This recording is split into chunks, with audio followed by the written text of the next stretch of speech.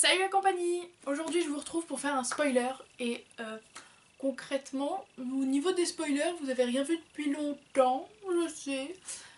Il y en avait un qui attendait d'être monté depuis genre une éternité et qui n'est toujours pas monté à l'heure actuelle. Et il s'agissait de L'Épouvanteur, le tome 1, donc normalement vous l'avez vu il y a pas longtemps. Et du coup comme c'était tourné il y a longtemps, j'ai eu largement le temps de lire le 2 entre temps et du coup c'est ce dont on va parler aujourd'hui, vous l'avez vu dans le titre, voilà. Mais avant de passer au vif du sujet, on va passer un petit coup de gueule quand même. Avec Laurine, ici présente hors caméra. Coucou. Voilà. On n'était pas très contente quand on est passé à la FNAC il y a de ça genre un mois, quelque chose comme ça. Je sais plus si on vous en avait parlé sur la page Facebook, qui est en barre d'infos au passage. Moi je voulais mettre une photo sur Insta mais je l'ai pas encore fait. Voilà, donc ça vous dit. On a eu un petit coup de gueule parce qu'on a vu, on était contente, on a vu, ah bah tiens, ils font des doubles tomes de l'Épouvanteur. Parce qu'en fait, en gros, il y a la couverture du 1 ou du 2, je sais plus. Il y avait écrit les deux titres avec écrit 1 et 2 en dessous et tout. J'étais en mode, ah bah c'est cool, du coup, moi je vais pouvoir me les acheter en double tome et tout, machin. J'ouvre, je regarde et je me dis, pourquoi il y a une jaquette? Il y a une jaquette, c'est bizarre. Du coup, je vais retirer la jaquette en bonne curieuse que je suis. La jaquette ne se retire pas. Pourquoi la jaquette ne se retire pas? Alors du coup, fouineuse comme je suis, j'essaye de regarder sous la jaquette. Et devinez pas ce que j'y découvre? Quel était le titre réel du bouquin? Le 7e fils. Et là j'ai fait, il se fout de ma gueule. Donc je pense, en fait, nous pensons même pour être exact, oui, même si on n'a pas vérifié la chose. Mais en même temps c'est ça maintenant.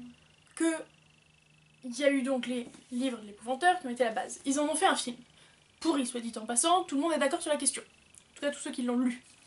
Puis, ils ont fait un livre basé sur le film, si je dis pas de bêtises, qui s'appelait Le 7e fils, comme le film. Et bah, il a pas dû avoir beaucoup de succès, notamment parce que, le film, pour tous ceux qui aimaient les livres, bah, il était pourri. Donc je pense que bah, personne n'est allé l'acheter, et voilà.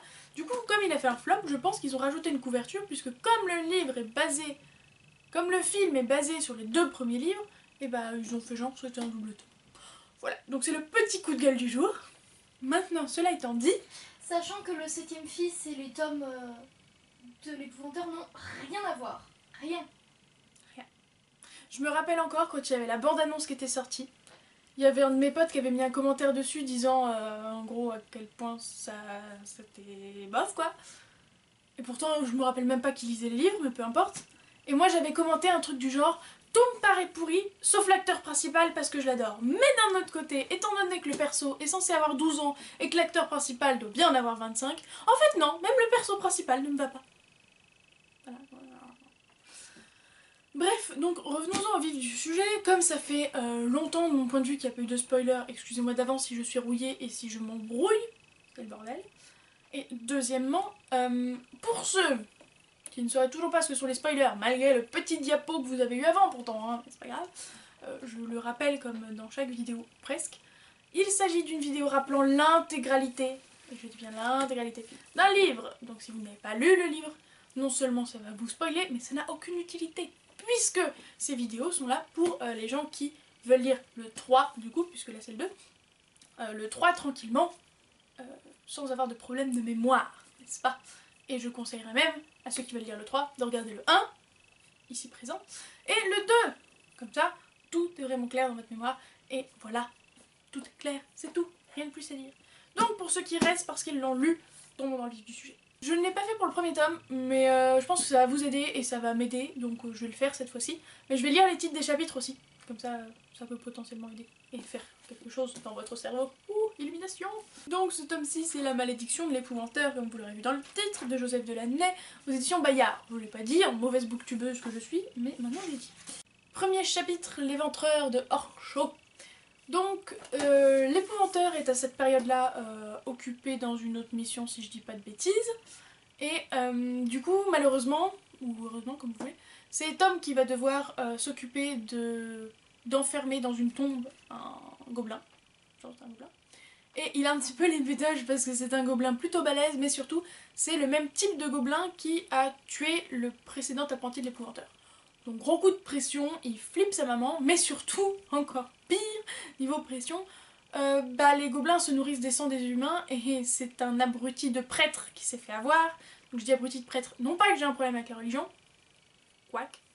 Mais surtout parce que ils peuvent pas blairer les épouvanteurs dans les livres, donc bah forcément, comme on est du point de vue des épouvanteurs, les prêtres sont forcément très chiants. Donc il y a un abruti de prêtre qui s'est fait avoir par le gobelin, mais ça aurait été trop beau si c'était n'importe quel abruti de prêtre. Et ben non, il s'agit du frère de l'épouvanteur. Aux joie. Tom arrive à faire et à effectuer correctement sa tâche malgré quelques petits éléments perturbateurs qui pourraient lui foutre les pétoches encore plus, et qui le font d'ailleurs. Mais il réussit à enfermer le gobelin. Par contre, il ne réussit malheureusement pas, malgré l'aide du médecin, à sauver le frère de l'épouvanteur. Chapitre 2, le passé de l'épouvanteur. Dans ce chapitre-là, on va suivre Tom, qui est revenu de son aventure, qui raconte à son maître comment ça s'est passé, que son frère est mort, évidemment. Mais aussi, il va continuer ses journées normales, on va dire, notamment où il copiait des livres, et il va aller farfouiller vite fait dans les anciens journaux en tant qu'apprenti épouvanteur de son maître. Ou épouvanteur tout court d'ailleurs. Quoi qu'il en soit, du coup, il va retrouver son journal et il va se rendre compte que, dis donc, son épouvanteur qui lui dit tout le temps de ne pas approcher Alice était tombé amoureux d'une sorcière. Dis donc. Donc il se sent un peu coupable d'avoir farfouillé, mais il est obligé de fermer sa gueule parce qu'il n'était pas censé regarder. Chapitre 3, le fléau. C'est à partir de là qu'on va entendre parler du personnage principal de cette histoire, on va dire. Qui est donc le fléau, et le fléau est une créature qui a été enfermée il y a ça, perpète les oies, sous une terre sacrée, je sais plus si c'est une église, une cathédrale, enfin un truc du genre quoi, dans les catacombes du coup. Et il a été enfermé là, derrière une grille d'argent, et il peut encore sortir si quelqu'un lui ouvre la grille d'argent. Voilà ce qu'on apprend à ce moment-là. On apprend aussi que c'est une terrible créature, puisqu'elle écrase littéralement ses victimes. Genre, peinture. T'étais en 3D, maintenant t'es passé en 2D et t'es mort. Voilà. Fort joyeux, fort réjouissant et fort flippant. Donc voilà, en ce qui concerne le fléau, en tout cas il fait bien flipper Tom, et il n'est pas ravi de s'en approcher parce qu'en gros, si l'épouvanteur lui raconte tout ça, c'est parce qu'il lui dit bah comme on va à l'enterrement de mon frère et que c'est bizarrement dans le même patelin que là où se trouve le fléau, bah on va s'en charger aussi tant qu'on y est, non?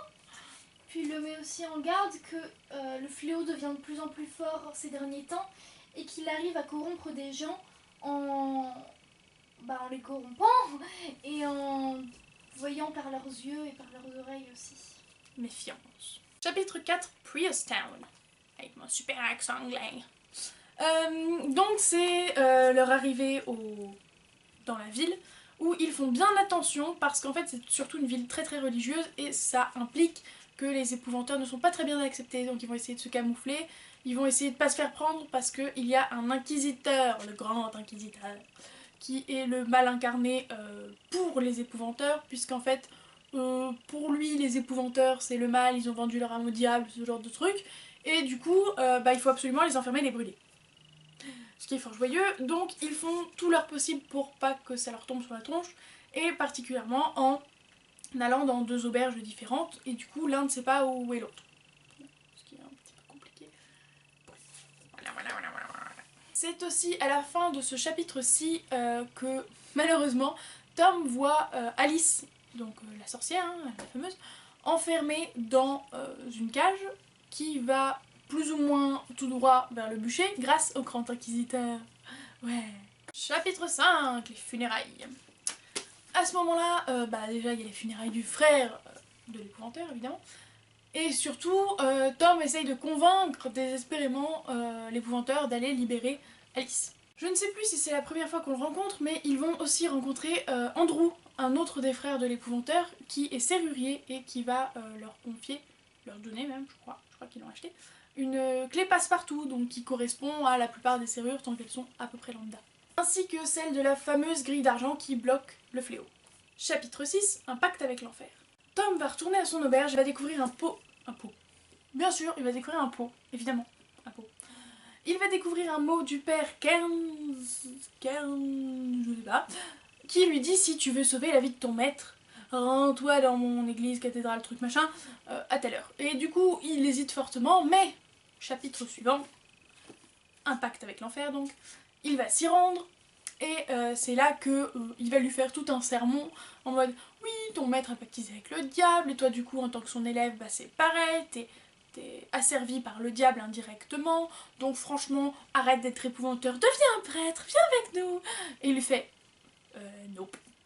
Non, no way. Non, non, non, non, non.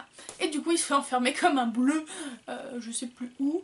Enfin bref, il se fait enfermer comme un bleu dans une cellule. Chapitre numéro 7, fuite et capture. Dans ce chapitre-ci, tout est dans le titre, je crois.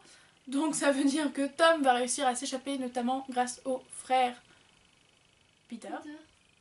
Il va réussir à s'échapper grâce au frère Peter, qui va l'aider sans faire exprès. Oups, j'ai oublié de bien vérifier que personne ne passait dans mon dos.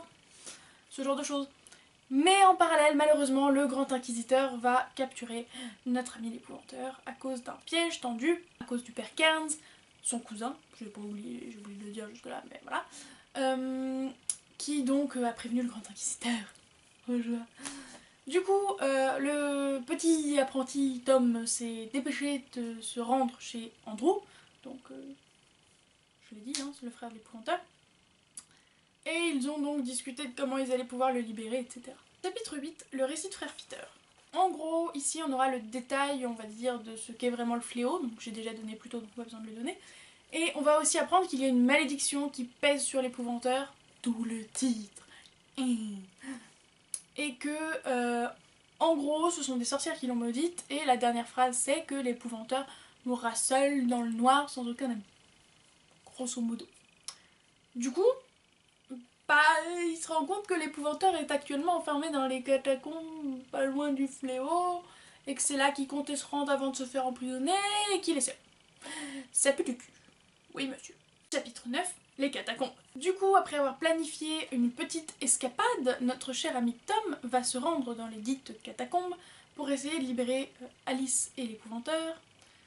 Bon, vous connaissez le style, hein, vous l'avez déjà lu de toute façon, donc c'est bien flippant, c'est bien terrifiant, mais ce qu'il faut en retenir surtout, c'est qu'il arrive à délivrer Alice, mais Alice seulement parce qu'il ne trouve pas l'épouvanteur.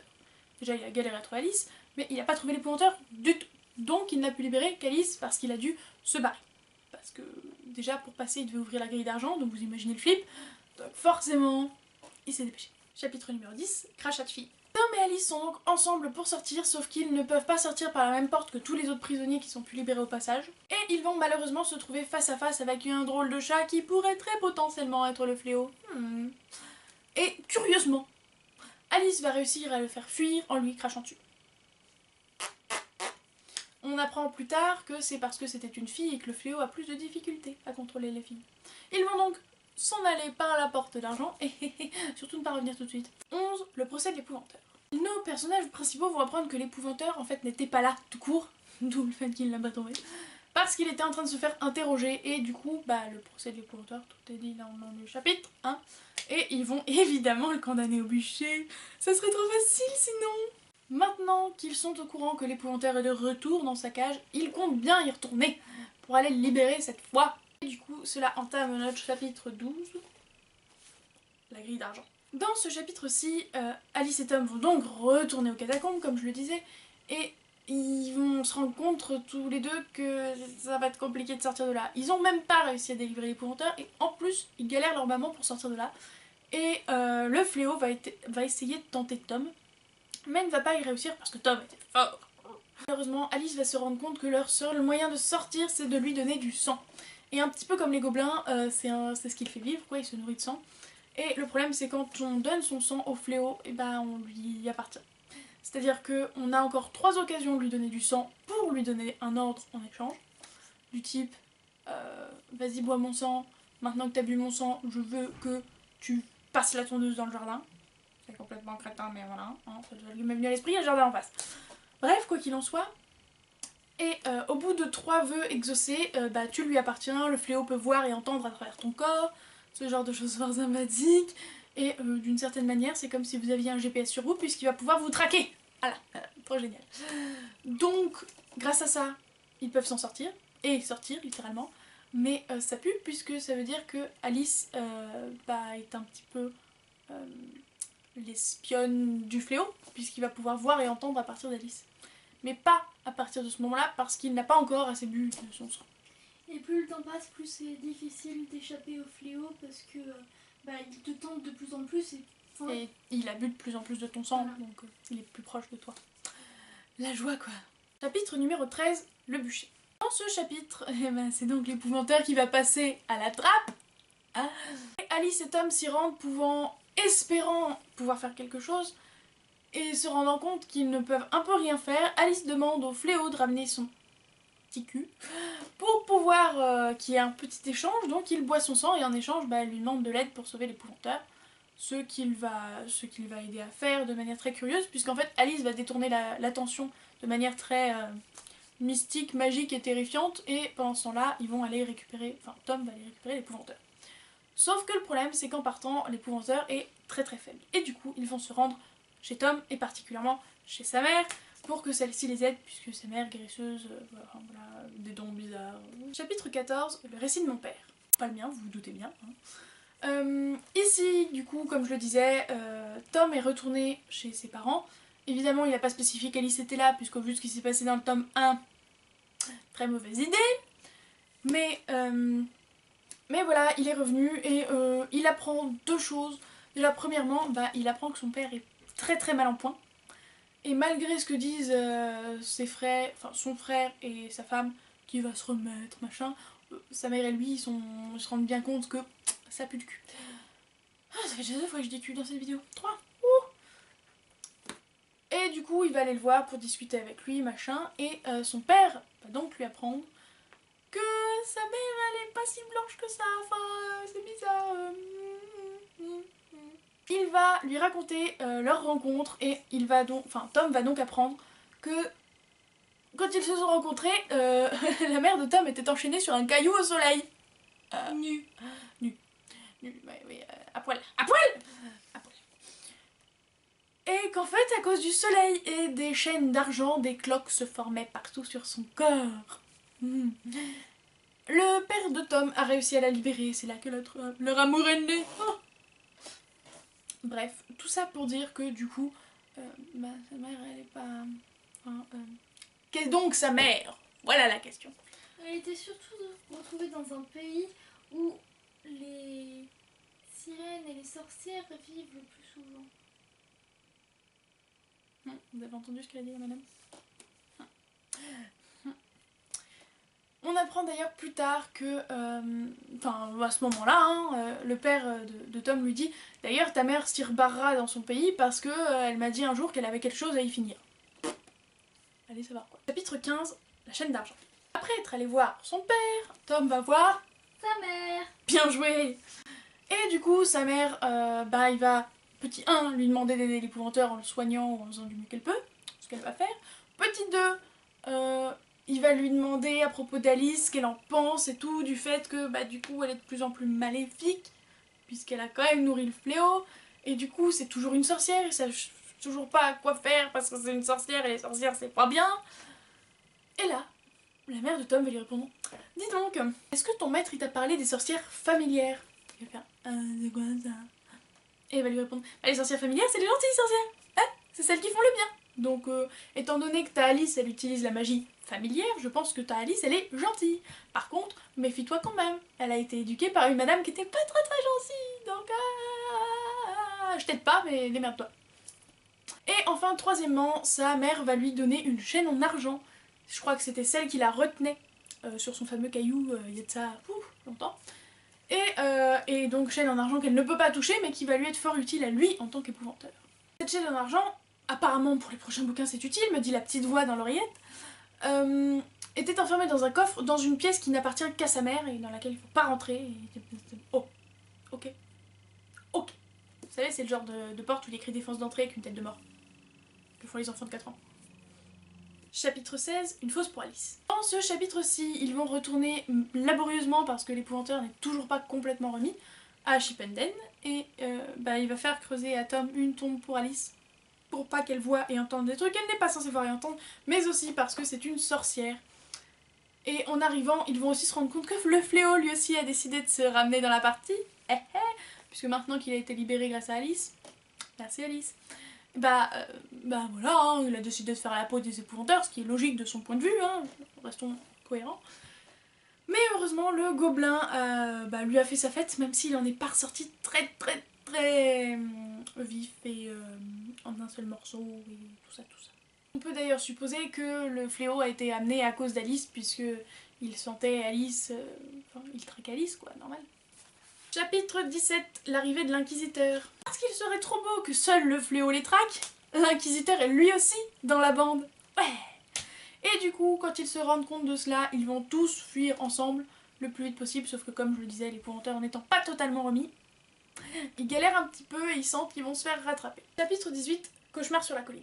Dans ce chapitre-là, ils se font donc poursuivre par l'inquisiteur. Et à court d'options, Alice décide d'appeler le fléau pour demander de le buter. Voilà, aux joies. Tandis qu'en parallèle, d'où le nom du chapitre aussi, Tom continue à faire des cauchemars où son maître meurt à cause du fléau, etc. etc. C'est donc la deuxième fois qu'elle lui demandait de faire quelque chose pour elle, donc ça implique que la prochaine fois ça pue. 19, les pires tombales.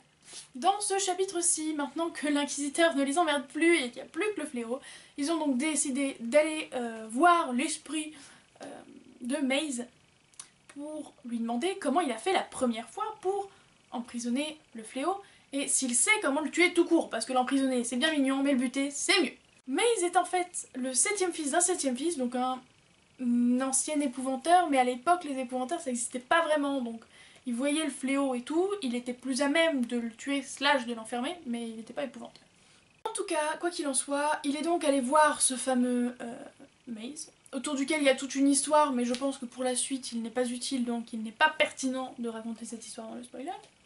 Quoi qu'il en soit, donc il va voir Maze et il dit à Alice de se bander les yeux et de se boucher les oreilles constamment maintenant, puisque le fléau peut voir et entendre à travers elle, donc tant qu'à faire, autant faire en sorte que le fléau n'entende pas le plan. Et il va dire la même chose, plus ou moins, à Tom, c'est-à-dire casse-toi de là, tu vas m'embêter à me traîner dans les pattes, mais surtout, si tu n'arrives pas à bloquer ton esprit au fléau, bah on va révéler notre plan au fléau, donc ça serait un peu embêtant. Donc laisse-moi faire tout seul. Donc il va taper la discute avec l'esprit, sauf que Tom, gros relou qu'il est, forcément, il va écouter la discussion. Il va donc apprendre plusieurs petits événements, notamment le fait que pour le tuer, il faut l'amener au plus profond des catacombes, petit 1. Petit 2, il faut qu'il ait sa forme complète, on va dire. Et petit 3, il faut qu'on lui transperce le cœur avec une lame d'argent. Enfin, il va apprendre une dernière chose des plus réjouissantes. L'onde de choc sera tellement forte qu'il y a de très fortes chances pour que celui qui lui transperce le cœur meure. Génial. Sachant que seul l'épouvanteur est censé avoir eu vent de ce plan, pas forcément c'est l'épouvanteur qui va mourir. En tout cas, c'est ce qui est prévu. Ce qui correspond donc à la prophétie. Au lendemain matin, parce qu'il est allé voir l'esprit pendant la nuit, il va expliquer notamment à son apprenti que ce n'est plus possible et qu'il va falloir qu'il se rende à Chipenden pour préparer son éventuel non-retour, son éventuelle mort, et que lui va partir avec Alice s'occuper du fléau parce que c'est trop dangereux. Sauf que Tom ayant entendu le plan, il va attendre qu'il se barre pour les suivre. Chapitre 20, la lettre de maman. C'est toujours pas la mienne, ok, calmez-vous. Dans ce chapitre, Tom va décider d'ouvrir la lettre que sa mère lui avait donnée en même temps que la chaîne d'argent. Et à ce moment-là, elle lui avait dit bah, t'ouvriras la lettre quand tu sentiras que c'est le moment. Le truc qui aide le moins au monde, on est tous d'accord. Mais lui, il sent que c'est le moment. Alors il va lire la lettre, et dans la lettre, en gros, elle lui dit bah écoute, tu fais ce que tu veux, moi je t'aime quoi qu'il en soit, mais bon, tu sais, moi j'ai compris que ton maître, il allait se suicider plus ou moins, alors ce serait bien que t'ailles lui filer un coup de patte. Du coup, il se décide, évidemment, à aller l'aider dans les catacombes. Chapitre 21, un sacrifice. Dans ce chapitre-ci, l'épouvanteur va mettre son plan à exécution, et Tom va les suivre de très près, sauf que, petit problème, comme Alice a toujours les yeux bandés et les oreilles bouchées au moment fatidique où il va chercher à enchaîner le fléau, bah Alice va se mettre au milieu. Du coup, tout le plan va échouer, il va pas réussir à lui transpercer le cœur et j'ai un cheveu dans la gueule. Et donc tout va planter et le fléau va être en mode « Ah, t'as voulu me buter, espèce de connard !» Parce que déjà qu'ils ont amené le fléau dans les catacombes dont il ne pourrait plus jamais sortir, puisque on lui avait dit justement la première fois qu'on l'a enfermé, si t'arrives à sortir mais que tu re-rentres dans les catacombes, c'est foutu, tu sortiras plus cette fois. Pas possible. Donc déjà qu'il se savait enfermé à vie, en plus il s'est rendu compte que l'épouvanteur essayait de le buter, donc et bah il a réussi à capturer Alice et l'épouvanteur et Tom se retrouve tout seul. Tom va donc récupérer une partie du bâton de l'épouvanteur qui venait de se casser à cause du fléau parce qu'il contient notamment une lame d'argent pour lui transpercer le cœur, ce qui est plutôt idéal. Après quelques péripéties pour trouver le fléau sans pour autant se faire buter, Tom arrive, alléluia, à lui transpercer le cœur. Ce qui fait donc que Tom meurt. Et là vous allez me faire, mais c'est le journal de Tom et il y a 13 tomes, qu'est-ce que tu racontes, ce n'est pas mort. Bah si. Pour suivre la prophétie, si on peut dire, de sa mère, et dans la lettre dont nous avions parlé tout à l'heure, il y avait très spécifiquement écrit 3 entreront dans les catacombes, 2 en sortiront vivants. Et c'est ce qui s'est produit puisque Tom n'est pas sorti vivant des catacombes, mais miracle de la chose, et bah il a ressuscité, je sais pas, il n'était pas vraiment mort, mais en fait il était mort quand même, donc il a ressuscité, voilà, en sortant des catacombes. Après rapide relecture pour vérifier, en fait c'est Alice qui l'a sauvé, mais on sait pas comment, du tout. Genre du point de vue de l'épouvanteur, il dit qu'elle lui a juste saisi le bras et tada, Tom est de retour. Donc ça sort pas d'un chapeau d'un magicien, c'est certainement quelque chose qu'on ne Du chapeau d'une sorcière, juste. Certainement quelque chose qu'on ne peut pas comprendre maintenant, mais qu'on comprendra plus tard. Chapitre 22, Impact est Impact. Dans ce chapitre, ils vont ramener Alice à Chipenden, notamment en la faisant passer au-dessus d'un cours d'eau pour voir ce que ça lui ferait et voir si elle était vraiment maléfique, puisque rappelons-le, les êtres maléfiques ne peuvent pas passer au-dessus des cours d'eau.